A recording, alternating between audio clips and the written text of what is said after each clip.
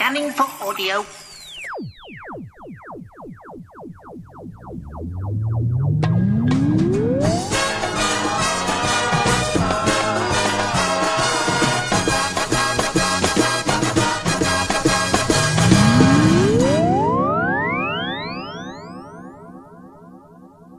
Welcome once again to another For Your Consideration. This time I'm in charge. My name's Michael, and as always, my fellow co-host is... Hello, Michael in charge. Yes, it's Luke here. Yeah, I'm not used to being in charge. I'm not good at it. It's not really me. Right, so, as you know, For Your Consideration is usually I bring something, we chat about it, you bring something, we chat about it, and then we hit Red Dwarf, and we both love Red Dwarf, so we decided to split it into two different shows, where I would talk about Red Dwarf this time, and last time we spoke about two stories that mean something to you. So last time we did Thanks to the Memory and Samsola, which I can never pronounce. Samsara. And today we'll be discussing my take on Red Dwarf and my love of the series and my history with it, as well as two stories that mean something to me. The first one, Waiting for God, which is Series 1, Episode 4, and also one that I saw live, because we discussed one that you saw live. Mine is Justice. There we go. So yes, so I'm intrigued to hear what your experience in the studio was like. Well, you have to remember that my memory is shoddy. But yeah, so my stories aren't exactly the same distance apart as yours. No, that's true. Because I've got, I've written it down. March 88 and February 91. Mm-hmm. But it is a bit of a jump because... sorry, I just need to say happy birthday, Luke. Because last time when we recorded, it wasn't quite my birthday. And your birthday was coming after mine. And then we've sort of skipped a few weeks and we missed last week. So I've had my birthday. You've had yours. Yes. Yeah. So yes, was it yes. a I think the last time we recorded and then the last time we released an episode was between our birthdays. But I think the last time we recorded, we had neither of us. Yes. It was. I mean, I was on holiday. It was as I say, I was on holiday. I was off work because it was the Easter holidays. I was fortunate enough to take the whole fortnight off. Nice. To spend time with my children. So yes, and then a friend of mine who always has a birthday party for his birthday, which is later in April, but he always has it during the Easter holiday. He had his he does like board games on the Friday and then a LAN party on the Saturday. A what party? A LAN party. Nope. What's that? A LAN, as in local area network. Oh, so sorry. Basically, people pitch up everybody at his house. plugs in their computers into a big everybody cable. turns up at his house, they build a network for the weekend and play whatever game. Anyway, so on my birthday, I was round for his birthday doing board games. Nice. And then the following weekend, I had a party for me doing more board games. So anyway, I'm now 40. You are 52 something, 52. We're all a little older. So I guess that's my first question, right? Because I was 4 when Red Dwarf started. So I caught up with Red Dwarf later in my life. Yeah. You would therefore have been, 16? 16. It's my GCSE years. You would have been prime audience for this show. I absolutely was. How did you hear about it, and were you watching from the start? Yes and yes. Right. I was definitely watching it from the start. Episode 1, sat down. Now, my memory is cheating. I've not bothered doing any research, as is my want. And I've got a memory of it being probably a Friday night. Definitely BBC 2, because there was only 4 channels. And it was... Because obviously, hey, you're a Doctor Who fan, you'll watch any sci-fi that's on TV, and then you'll go, right, I'll sit down and I'll watch this, and I'm like, oh, it's a comedy show, and it's not Hitchhiker's Guide to the Galaxy. It's not more lowbrow, but that's kind of how it's pitched to us. And then you go, I get this, because it's working class people in space, which I love. And it was literally unlike anything else, and I was prime target audience. Right, okay, so I'm 16, it's my GCSE year. This is the year that I'm reading The Watchmen instead of doing any revision. Yeah, that's really not a good way. And I'm doing things like building a Judge Dredd helmet in an art class. That's the kind of absolute geek that I am at this point. Just to butt in, I've just Googled the 15th of February 1988 was a Monday. So the first series was on Mondays, apparently. Prime slot. Mm. Well, either way, I remember watching it. I remember watching it in the living room. I remember sitting in front because I'm pretty sure we taped it on VHS, which means we just got our VHS machine because we had Betamax before that.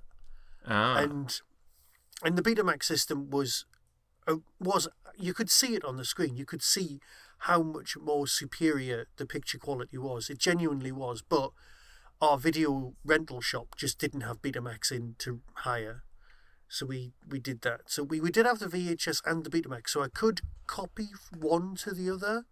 If we hired a VHS from the shop, we could go into a Betamax for backup purposes. So we could, because the Betamax didn't die for years. It's we didn't have. So I remember doing that. So we taped Red Dwarf on VHS just to see what the quality was like. I remember that. Because the machine it didn't sound as hefty, as well built as the Betamax. I remember that. So yeah, I remember sitting down and I remember absolutely loving episode 1. In fact, the whole of season 1 I think's pretty damn strong. Mm-hmm. But okay, so let me see. You know not the elephant in the room. It's not the elephant in the room at all. But one of the things that needs to be dealt with is that a lot of my choices are going to be based on religion and not mocking it, but looking at it in a different way. Mm-hmm. And that's kind of how my head is wired. So this spoke to me, and that's why I chose Waiting for God, because this specific story speaks very clearly to me as a person.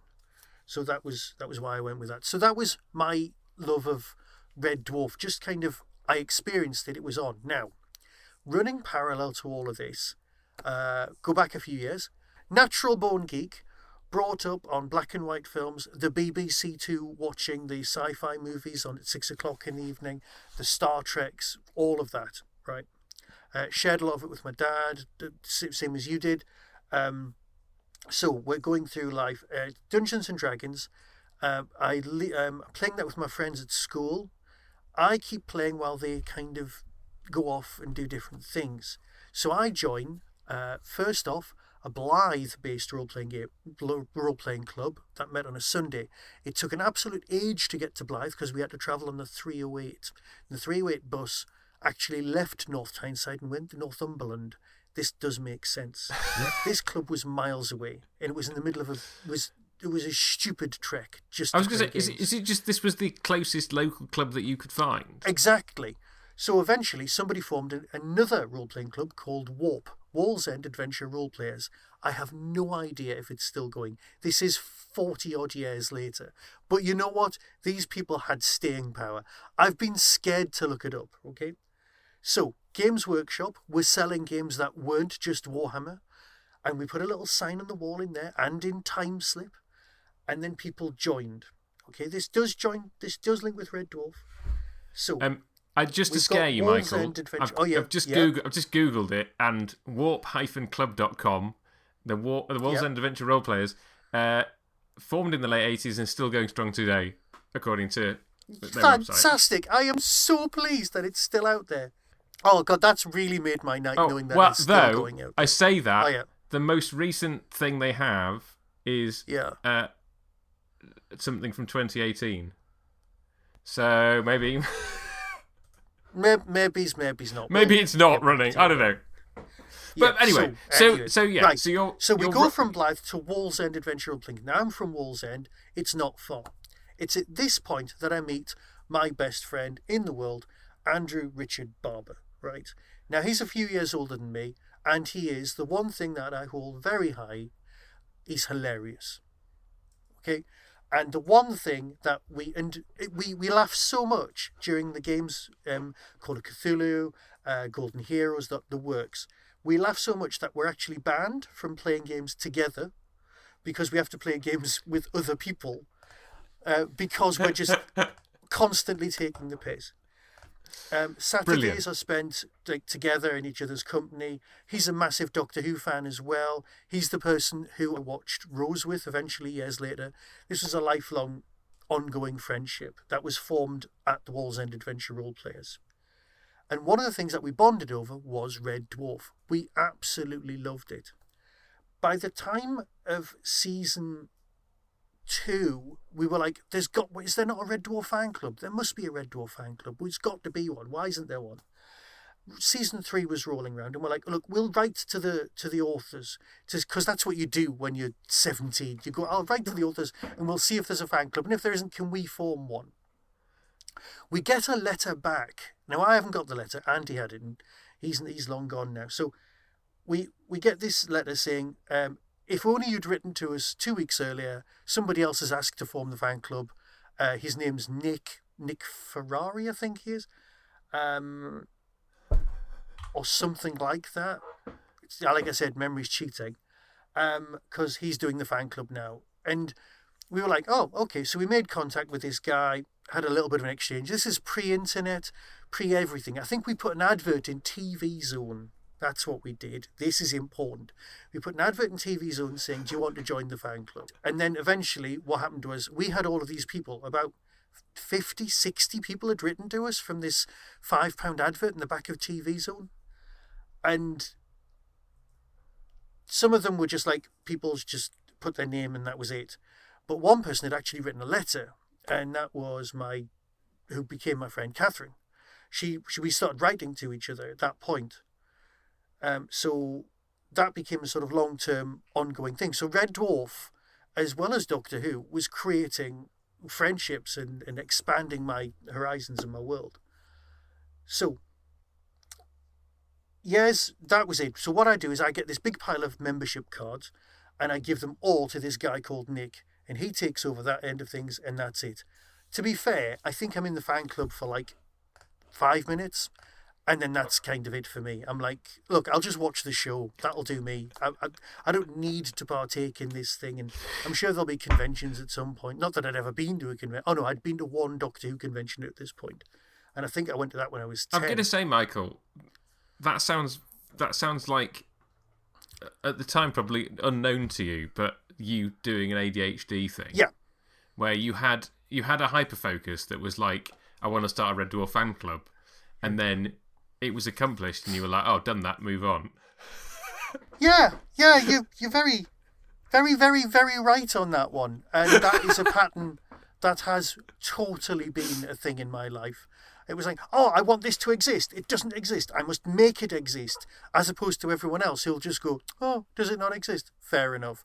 I must create this thing. This thing must exist, and I must be it, and it must be the sole focus of everything, despite the fact that I've got considerably more important things to be getting on with my life that I should be focusing on. But no, yes, you're so right. Okay, right, now, Nick contacts us the next year and says, oh, do you want to come and see the filming of an episode? My mate Catherine, who I'd not actually physically met at this point, also gets the same invite, and we all go to see Justice filmed. Right. And that's when I think I meet Catherine for like 2 minutes and just go, hi. And she's like, hi, that's it, really, because we're focused on the actual filming now. Yeah. Okay, so me and Andy, we go down on the non-stop Clipper from Newcastle, which is a coach, which goes all the way and from Newcastle all the way to London. We get off in London. Nick picks us up in the car. We drive. He drives, and I'm looking over his shoulder, and I'm pretty sure he touches 120 miles on the M20, 120 miles an hour on the M25.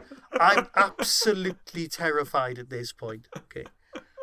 Me and Andy end up sleeping on this guy's floor. Oh no, that was it.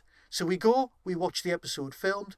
We go back to the guy's house, we sleep on the floor, and then we travel back, I think, overnight. I don't know. There's something going on. There's definitely a point where we sleep on this guy's floor because about a year later, Andy comes out of the closet as gay, and I think apparently my reaction was something he used to tell people about. He used to make a point of going, I had a really good reaction to him coming out. And I was like, well, what do you mean? He said, you basically sat there and just said, well, there you are, for about 2 minutes, and then nothing changed. And he said, it was literally like all of your files had updated and gone, this doesn't affect me in any way.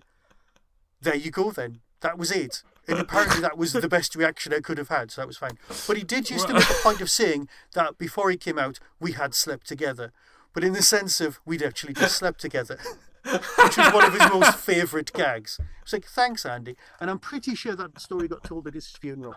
Me and Andy have got this ongoing friendship. We'd seen Justice, and that was it. So they are the reasons I've chosen those two stories. Right. Now, the reason that it is a continuing story is that I continue to chat with Catherine as the years go by, and we write to each other, and I've got an outpouring from her fandom, and so is she. But things peter out, things change, people evolve. And then when I moved down here, and I mean, with living with my wife and everything's fine, it's like, oh, I just really miss those outpourings. And at that point, Andy says, that's my wife, Andy. She says, why don't you just podcast instead? You listen to podcasts. You could just have an outpouring for your fandom the way you used to have in the letters and with your friends. That way instead. So that resulted in me forming the Tin Dog podcast. And that's why basically I'm here and I've met you because of the long through line dating all the way back to Wall's End Adventure Roleplayers and me meeting my mate Andy Barber. So that's basically it. So Red Dwarf is a core thing in who I am, and it's responsible for where I am now, in a roundabout kind of a way. I didn't realise. Well, I didn't realise that Red Dwarf meant so much to you before we embarked on this. Well, yeah, thing. Yeah. It doesn't. I've not really gone on about it. I mean, yeah. Whenever there's been a new episode on TV, I've always made a point of covering it on the Tin Dog, because I was watching it anyway, and I might as well chat about it. And let's face it, that is what my podcasts are for. They're me having a chat and going, "Hey, this was great," or "Oh, I didn't enjoy that." I'm not one of these, YouTubers who are just after hit clicks. I've got 20,000 down viewers and subscribers, and they all want to hear my random rants about what I hate right now. That's never been me. It's just like, hey, this is great. Do you agree? Are you on this with me? So yeah. Yes, and I think Facebook threw up the picture of for some reason there wasn't a picture of me, but I was there. But that one of those early pictures of you at Hooverville, in the train shed, because that's where we met, isn't it? We met. We met through Hooverville. I mean, I guess we were aware of each other because we'd podcasted. And at the time, there wasn't that many podcasters. I think you actually had most of the world's Doctor Who podcasters in that one shed at that time. Red Dwarf. Okay, before we discuss the episodes, I messaged you partway through the month, and I said we got to. There's a fact that I forgot to throw in. So I need to throw this in before I forget. So last year or the year before, I discovered that I have by 2 marriages, I am related to an extra from a Series 4 episode of Red Dwarf. Okay. So, my wife's cousin's husband's uncle. Yeah. So there's the 2 marriages. I'm married to my wife. My wife's cousin. Oh, you haven't been married twice then? That's fine. So I'm married to my wife. Her cousin's married to a guy whose uncle was the Dalai Lama wax droid in Meltdown. In Waxworld? Yeah. Yes. Yes. And this came up in conversation where they were like, I can't remember what they said his name was. Uncle whatever. I'm sure people who actually know the minutiae of casting will know what the name of the guy was who played the Dalai Lama, because they're pretty much silent parts, aren't they, in that episode? Okay, this is freaky. The idea of you saying somebody else who knows about more of casting than me. But this is the thing. I find this with Jerry Anderson fandom is that I know a lot less about all the stuff that I found that I absorbed about classic Doctor Who. I didn't absorb about other things. So I don't know the minutiae of a lot of those things, and certainly not Red Dwarf. Your brain's big, but it's not that big. It can't contain everything. There's a scene in Justice that's very familiar to me because I had it translated into Russian when I lived in Russia. Okay. And this will link into Waiting for God as well. I think these are two very interesting episodes that we've got to talk about. So when I was there, we used to do these evenings called Dushevny Razgovor, which is Russian for soul talk. The idea of the soul, this kind of mystical, spiritual idea, it runs very deep in Russian culture. And we used to explore a theme through media. So we'd have a theme like love or death or friendship or whatever. That does sound very Russian. Yeah. And then we'd explore that through 3 or 4 pieces of media. So you'd have a poem or a song or a movie or whatever. And I can't remember what the theme was. Possibly it was justice. I don't know. But the scene where Rimmer is explaining to Lister how the justice field works, and he gets him to set the bed sheets on fire. Yeah. So that whole scene, I basically got one of my Russian colleagues to translate into Russian so that we could show it at this evening, because it was in Russian and English, so that obviously we could take part, because our Russian wasn't great, but the idea was you would invite Russian students who could participate either in English or Russian. So it's possibly I still have it somewhere, but that scene sticks very, very hard in my mind because I watched it over and over again as I was writing out the English dialogue and then I had to put the subtitles on. But I think you've picked 2 interesting episodes and that you've picked. Hang on.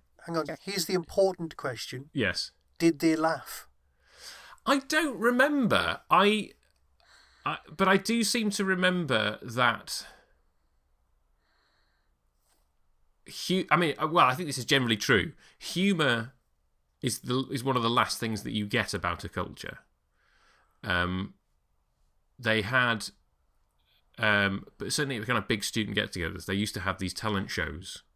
And linguistic humour, yes. Yes. But that's what Red Dwarf's got. It's got a lot of physical humour as well. Well, so there is that, yes. So they had these talent shows, and there were certain skits that they would do, and I would be like, the slapstick in this is quite funny. There's clearly a whole other level of dialogue that I am not getting. So I don't know to what extent the humour would have translated.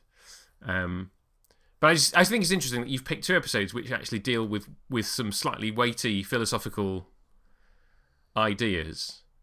And I guess it strikes me that I suppose Red Dwarf has always done that. Well, yeah. See, that's it. It sells itself as lowbrow. It sells itself as the underachiever, the boys from the dwarf, the sort of... I'm not even going to go down FHM readership kind of thing. It sells itself on that, but you've got some very, very intelligent cast, and you've got some very, very intelligent writing going on as well. But it's in disguise as lowbrow. For me, that's that. Sorry, it's not funny. It's not exciting, but it is how I feel. But so yeah, it's cleverer than it lets on. I think that makes sense. Yeah. So yeah, you're right. I've chosen 2 stories that speak to me. Obviously, I chose Justice just because I was there. Mm-hmm, yeah. And like I said last time, my memory is cheating, and I've got some very specific memories of arriving, of jumping, like I said last time, jumping up and seeing some turtles being made, and then watching the actual show being at one end, and then watching the bits on video, because Justice has got it's a very tightly scripted piece, as I've experienced when I've done the rewatch, and the actual Justice section's really small.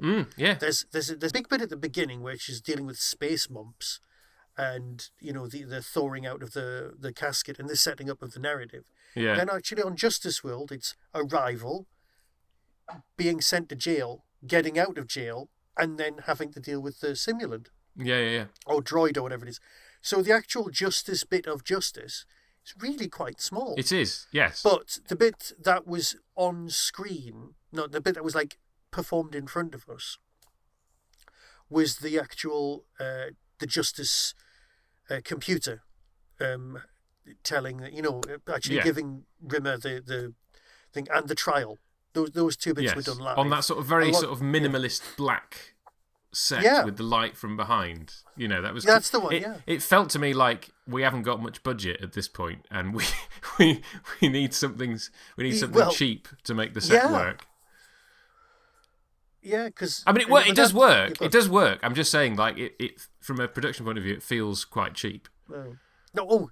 Here's a story that I remember from the time. Okay, right. So, Justice was on TV, and then a week later, my mum calls me down and says, I don't know how I saw this, but there was complaints on Points of View about Justice.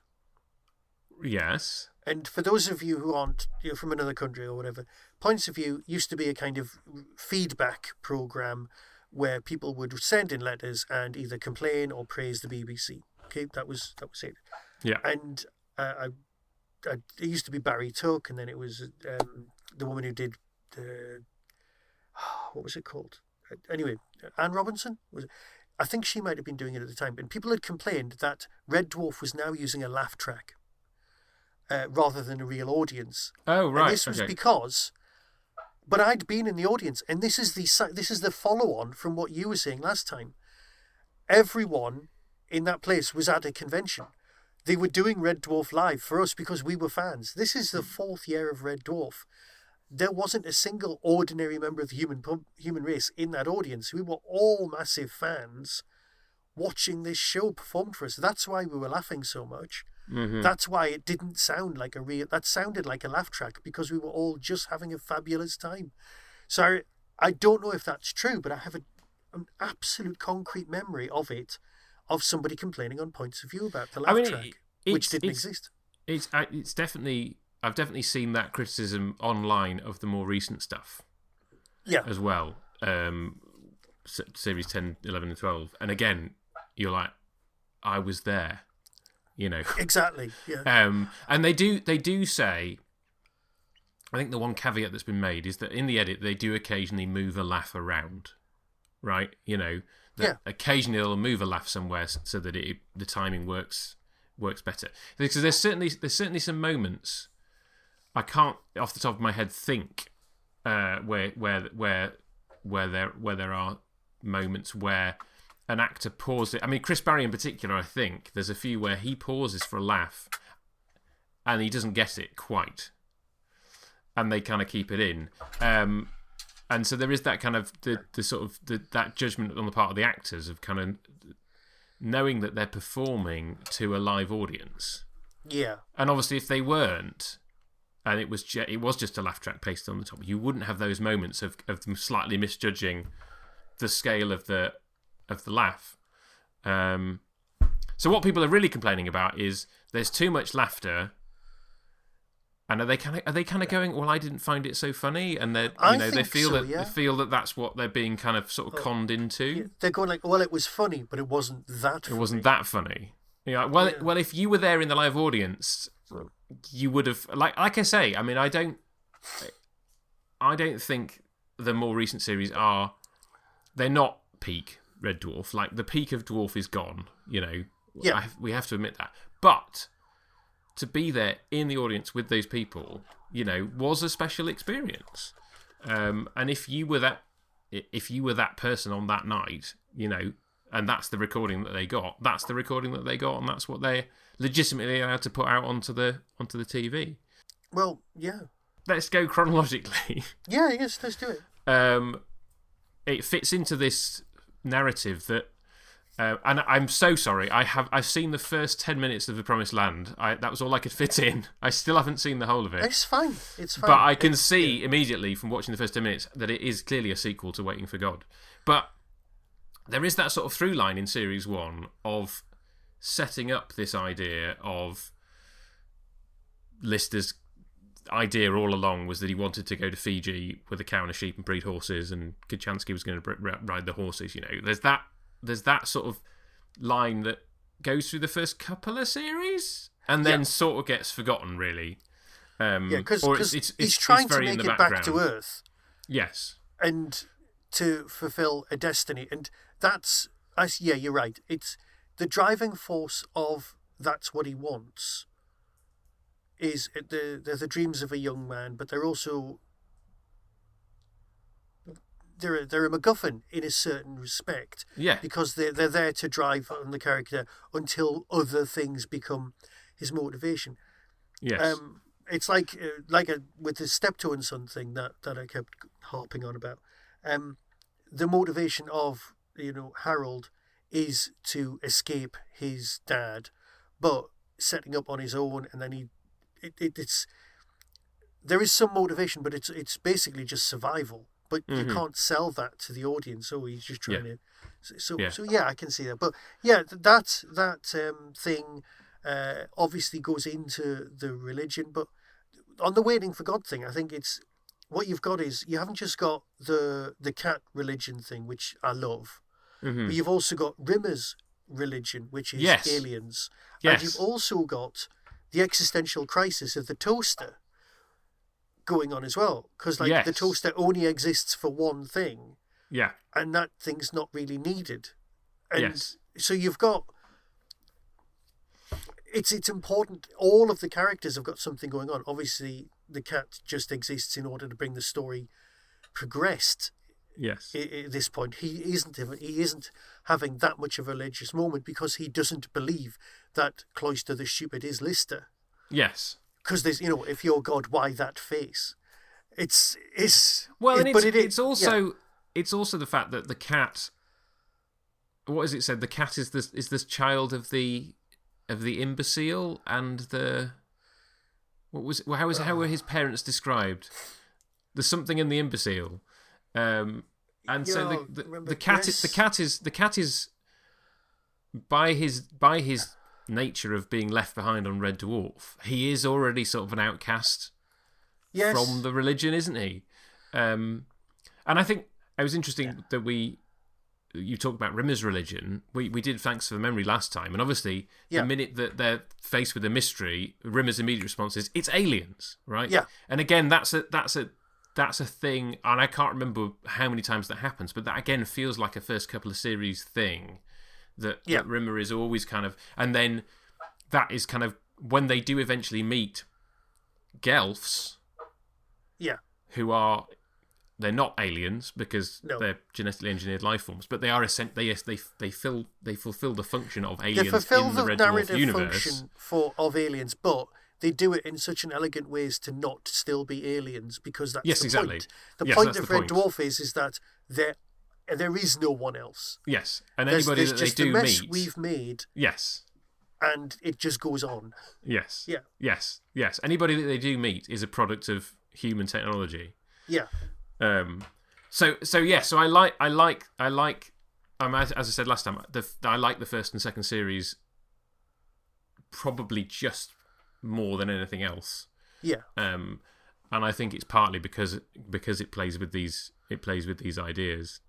I think the problem for me is how popular Polymorph was, because everyone adored the story so much that it became the blueprint for later stuff. Yeah. And you were like, oh, we've seen Dwayne Dibley before. Yeah, I know you're all having loads of fun doing that, but no. Yeah, so... And it's a cracking story. I am just as responsible as everyone else for finding it a bit... it's a great story, but I don't want it to be the blueprint for everything, because I like the whole claustrophobic nothing going on. But you can only do that for so long. And like we said, there's 70-odd episodes. Yeah. And So I made a point of saying, if there's a Red Dwarf role-playing game, I must buy it. I must sell my stuff and buy it. Well, thanks, Richard, because you sent me the link saying there was one on Amazon. You can't get it. So I went on eBay, £100, and that's £100 I won't be spending. But I did do some research, and I found the PDF on Google after about 12 seconds searching. Apparently the company doesn't exist anymore, and it was out in 2002 or 2020. It's Oh. very old. Anyway. Well, it's very old, but it's also not from the heyday of Red Dwarf itself. Well, that's it. That's yeah, an interesting time for it to have come out. It's actually set on the ship in its long form, and there's all of the prisoners and things like that mentioned as well, and it's a really well researched game. I mean, seriously, the manual is everything's there, and there's episodes being mentioned, and I'm like, I can't read. Can I remember that one? Perhaps I do need a rewatch. What is it about Waiting for God that you it's really love? The religion thing. It's the way that it's like it just says everyone deep down has a hole in their soul that they're trying to fill with something, except Lister, weirdly, and they've all filled it with something that is a story that works for them. The cat race have taken what happened to them and turned it into myth. And yes, all right, science taken to a logical conclusion and it becomes magic, blah blah blah, because that he's held in stasis, which is him doing an eternal sleep and all that business. But it kind of spoke to me and went, yeah, it's fine. There's even the best religious gag in Red Dwarf is the first page of the Bible being found when it says this is a work of fiction and there's a to my dear Candy. Yeah, exactly. So the weird thing is you've remembered it. You've remembered the gag word for word, and I haven't. I've just remembered the essence of it. So anyway, it does speak to me on a personal level. So yeah. Yes. Well, I think we've said in the past that we really need to do just a chat about worldview, religion, philosophy, whatever you want to call it. Yes. And we've never got around to doing that. And I think anybody who's been listening to us for any length of time will know that we land in different places. We do, but as far as everyone goes. goes on about, how can you possibly have morals and be an atheist? And it's like, how can you not? And it goes like that. And you've got a world. You seem in the past you've mentioned that you think that moral coding has a basis in religion as well. And I can see both sides because I studied religion quite intently. I did it to A level, but that's because I was trying to get my head round what I thought was my own personal worldview, and that's I arrived in a different location, but I still have the facts. Like I've said in the fact, it's like being a Star Trek fan and knowing shed loads, but you don't. It's weird, but the facts are still in there. Yes, yeah. Well, and I think you can't understand the world, without understanding. I've been thinking about this recently, and I think one of the disservices we do in education is by calling religious education. Yes. I think we should call it something more like worldview education, because that would force everybody to confront the fact that they have one. Because my recollection of religious education was that there was obviously the Christian stuff, because historically. Where our nation is at. Yeah. But also there was plenty of we are a multicultural society now, and even within my school there were adherents certainly of Islam, probably Hinduism, I don't know, other things as well, I suspect. And certainly where I live now and where my daughter goes to school, there's a whole breadth of cultures and religions. So and I think that's all helpful. But you could, if you went into those lessons as an atheist, you could easily come away with the idea that religion is a sort of bolt-on to life, which I don't think that's true at all. I think what would be more helpful to say is that everybody has a worldview. Everybody has a certain set of presuppositions about life, the universe, everything. What living a good life is, what morality is, and it's worth us all everybody exploring. Well, where do those ideas come from? Where did you get the ideas that you have about what is good and what is bad, and on what measure are you judging other people's worldviews? That makes a lot of sense. Because there's that line at the end of the episode where Lister talks about religion being people using religion as an excuse to be crappy to each other or something. Well, yeah, something along those lines, and I'm not sure that's quite right. I mean, I think I think that's true of people. Yeah, there are certainly people who kind of go, I'm going to use this worldview within which I find myself to manipulate other people for my own ends. I think that's true. I'm not dismissing that. But I think most people do act on the basis of what they think is right and good and true. And other people look at that and go, you're being a crappy person. And that person is not knowingly being a crappy person. They're not kind of going, I'm using religion to be crappy. They're going, I am trying to follow my religion, and other people are going to look at that from the outside and go, that's terrible. No, I think in the way that you have the whole religious wars about the colour of the hats. Yeah, exactly. Well, that comes back to the Gulliver's Travels, which end of the egg they break thing. It's just something that people can fixate on for the argument. But that's what it is. I think it comes down to an innate need for people to feel superior to other people, and the hat rack that they put their different coloured hats on is we call that one religion. It's not faith. It's a very different can of worms with its own worms. But religion for me is just being used by too many people to cause too many issues. And also it's the one thing that you can't argue someone away from. If someone's going, hey, don't cross that road, there's cars. You've got empirical proof, you've got evidence, you can go, that's fair enough. But if someone's going, don't eat that sandwich because it contains X, and you say, why? Religion? You can't, it's difficult to argue an opposing point of view, because what you end up becoming is against their religion. And you're like, that's not kind of what I was on about. I was just going, nice sandwich. And again,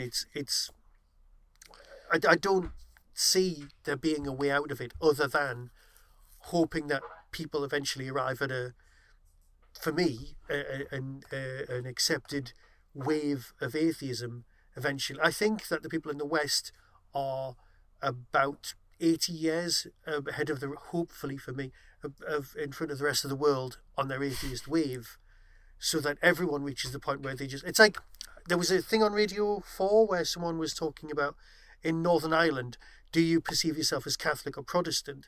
And the vast majority of this current generation see themselves as neither. Right? And that is going to help remove a sectarian divide of which colour hat you're involved in. Yes. Much easier than someone going, I'm wearing orange and I must march down your street and just wind you up because I feel superior to you. Yes. And here's my excuse, because I've got this religious baggage.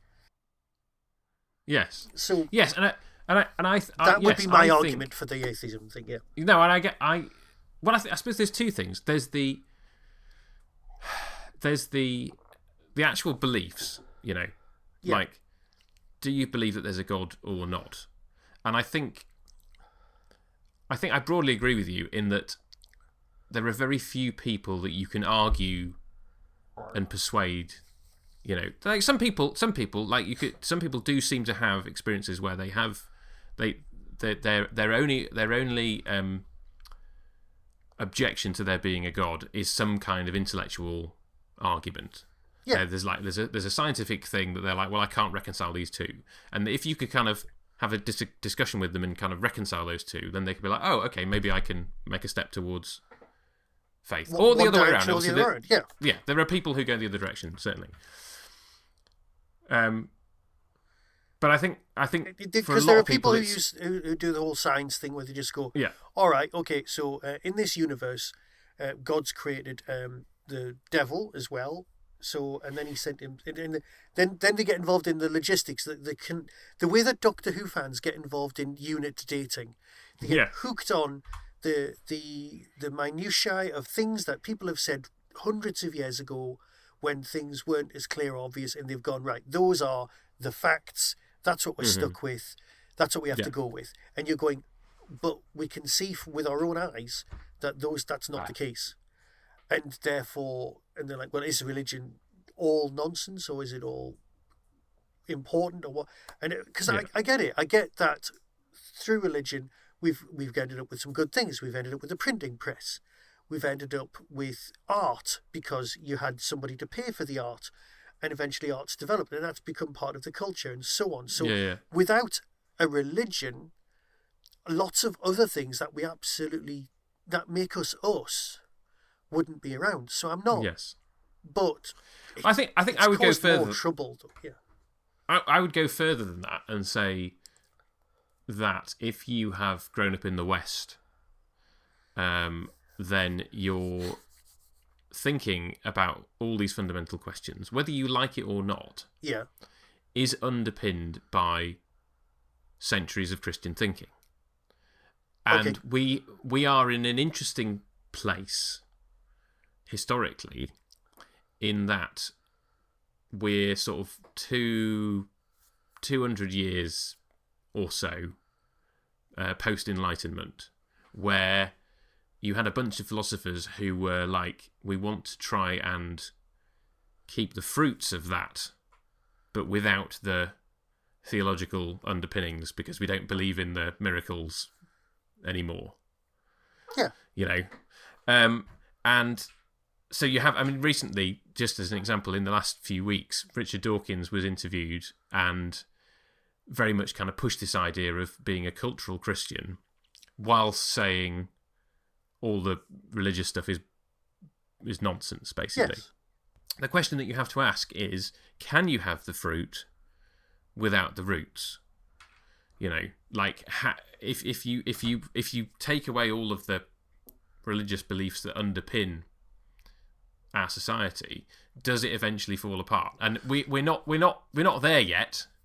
Like, no, that process has been going on for a few hundred years, and it's difficult to kind of know. I would say I don't think you can ultimately have the fruit without the roots. No, but I'm not seeing it as fruit. I'm seeing it as like as a table. With Christianity, they built the table, they built the stationery, they built everything else. But now that we've got a table, we could build another table, and we can build stationery now because we've reached the point where we can do these things. And okay, yeah, so in this analogy, what's the table? What's the table is the society, is our approach to stuff, is the ability to create art, is the ability to communicate with each other over distances, is the ability to write, that kind of thing. Right. So yeah, it's a cultural point. But now that we're here, do we really need to be going? I mean, we can be grateful. That's really not a problem. But do we need to constantly go back and do that? Right. So anyway, right. I know we are pushed for time, and I hate to step away from this. I genuinely do, because this is it. The rest of the time I'm just at work, right? So we've got these stories, and like I said, Red Dwarf itself is more highbrow than it makes out. Yes. Excuse me, because it makes out that it's just a very working class thing. But for me, that is the working class as well.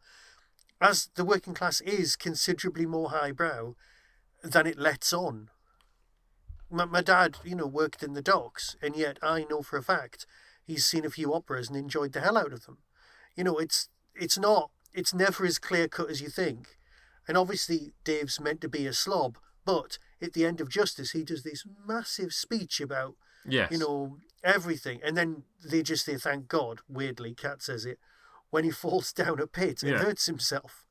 Yeah. So they have to go for the practical gags. I don't know where I'm going with this, and I'm sorry. No, I think he is a fascinating character. Because it is made a point of a couple of times throughout the series that he's an atheist. Yeah. But he has that. You're right. He has that monologue at the end of the episode, and he does. Well, I suppose there's that. There's the Inquisitor in series 5, where again it's dealing with some very interesting philosophical ideas, that this droid goes throughout humanity and judges people, and he judges that Rimmer and the cat can stay. They couldn't have been anything else, and therefore they get to carry on with their lives. But that Crichton and Lister could have been better by some what's the word? Twist of Subjective. Fate? Okay. Some subjective standard of good that the droid has come up with. Like, yeah. And there's the idea that yes, he's a slob, but he's a slob who is capable of so much more, but the circumstances of his life have meant that he is the last human on his own, and that is the situation that provides the comedy that we see. But it's the implication that, like, yes, if he had applied himself differently, he could have been great, again, by some subjective standard, And again, it's coming down to questions of, like, well, actually, what is a good life? Like, how do we judge whether Dave Lister lives a good life or not? Yeah. And the show seems to come down, in that episode in particular, seems to come down in the kind of the thing of, like, well, this droid is certainly bad. The idea that he set himself up to kind of judge people is wrong, and that Lister's life is still a worthwhile life because he's a human and not because of anything that he does, which, again, I think is a very Christian idea. But anyway, we could just keep talking about the philosophy of Red Dwarf all night, but we can't. I can feel a book in this. I really can. I'm sure there is. Yeah. Okay, so there is one actor from Doctor Who that I saw. Yes, so did I. And it's the old man in the religion. Cat priest. It's the cat priest. Yeah. Now, I did look him up, and he's called Noel Coleman. Noel Coleman, yes. Noel Coleman, who played General Smythe in the War Games. Yes. Quite memorably so. Yeah. Now, according to IMDb, yes, he is also the narrator on Captain Pugwash, which I took quite badly because I thought Captain Pugwash's voices were all done by the bloke who did the Daleks' voice. Yes. Peter Hawkins, right? Yeah, exactly. So I've not gone away and found out, but I'm wondering if there's a narrator at the beginning and then Hawkins does all of the characters. Or or whether IMDb's wrong. Be wrong. The internet might be wrong. Because let's face it, this is animation. We really should know this. Well, we should, but equally, I'm gonna Noel Coleman. Let's see. Does Yeah, no, yes, Wikipedia, and there's a citation as well. Yeah. From his obituary. There you go. But I was like, what? But yeah, no, he shares a birthday with my father. Yes, no, I was. The War Games was one of the first Doctor Who stories I watched. Now, bearing in mind, I read a lot of Doctor Who Target books before I ever saw any, but certainly the War Games was one of the very early ones that I watched, and his performance in particular, because he is the first villain before you realise that there are more villains above him. He is the first villain of that piece, and he's so good at being that character that when I came across him in Red Dwarf, I was like, "No, is that? Oh yeah, no, that is him. That is him." And have you seen the Smeg-Ups? No. You have to watch it. If I have, it's a hell of a long time ago. You have to watch the Smeg-Ups because there's one line where he just cocks it up over and over and over again, where he's doing the whole thing where he's listing all of the things that he's done. Like, I wore the custard scene, I rejected coolness and embraced slobbiness, and you can tell he is entirely baffled by the situation that he's been placed in. Yes. He has no idea what this thing is that he's in. And yet, he's great. He sells it really well. He sells it really well. But yeah, no, if you can track down the Series 1 Smeg-Ups, I'm sure they're on the DVD. YouTube somewhere. They're on the DVD. It is worth watching because it's just hilarious watching him try and get round. Yes. Also, why is his hand black? Oh, I always assumed it was because he was a tabby. He was descended from a sort of cat that had patches. I was trying to work that out. That was all I ever assumed, was that he was You just descended assumed from a that cat. he was descended That from a was tabby in- cat. Yeah, different types of cat, not a tabby. You know what I mean? Like they're a cat that you call Yeah. socks and things like that. Yeah. Yeah. Okay, that's answered my question. There we go. I just assumed that was it straight off. So now we've kind of messed up the whole your turn, my turn thing. Well, actually, before we go on to that, yes, do you want? I haven't done the research. Do you want, off the top of your head, to run through any Doctor Who actors that you know have been in Red Dwarf that we haven't covered in any of our episodes? I do not want to do that. Well, I'm sure there. If you Google a list, there is a list of people what have been in both. I did because Google there's been a list, a lot, and I couldn't find a list. You couldn't find one. Okay. No, but to be fair, I was at work and I was supposed to be doing really important things. So yes. Anyway, yes. Well, yes. It's yes. This was my thing, and we split it into two parts. So, although this was your week to talk about your episodes, it's still only fair that you get to choose what we do next time. So, this is May. What will we be doing in June, Michael?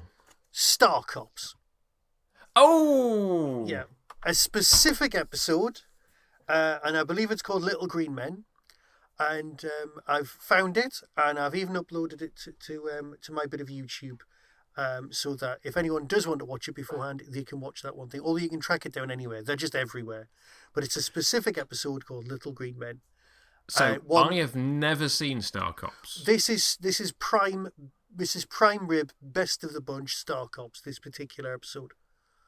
Give us the quick, for those who haven't heard of Star Cops, give us the quick rundown on it. So it's near future, 1980s, late 80s, early 90s TV series.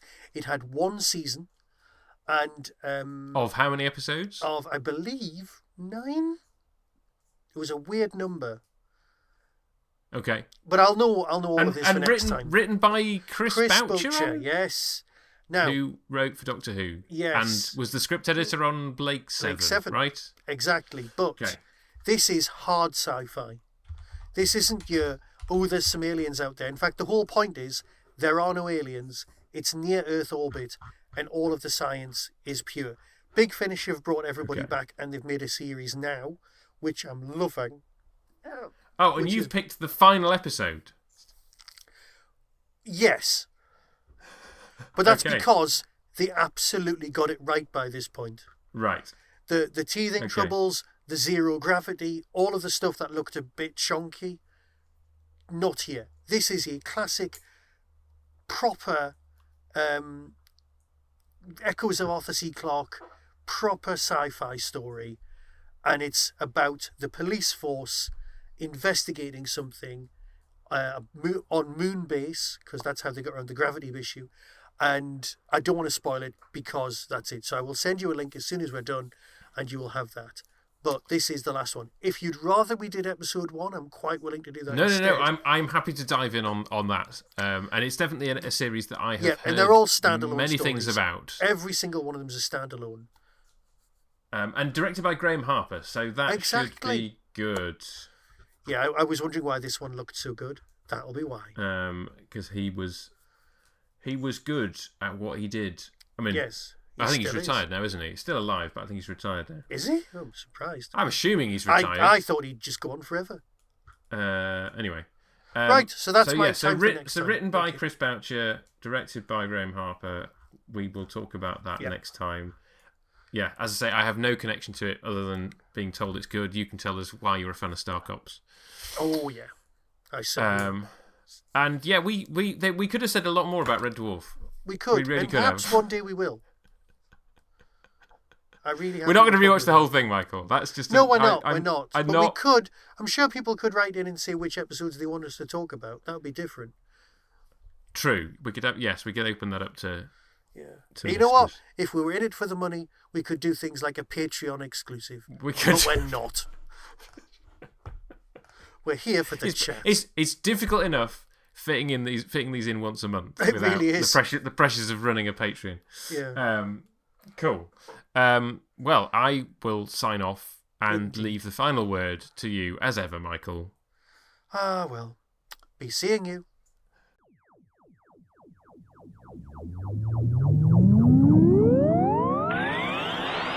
That was the Tin Dog Podcast, Everything discussed is the intellectual property of others.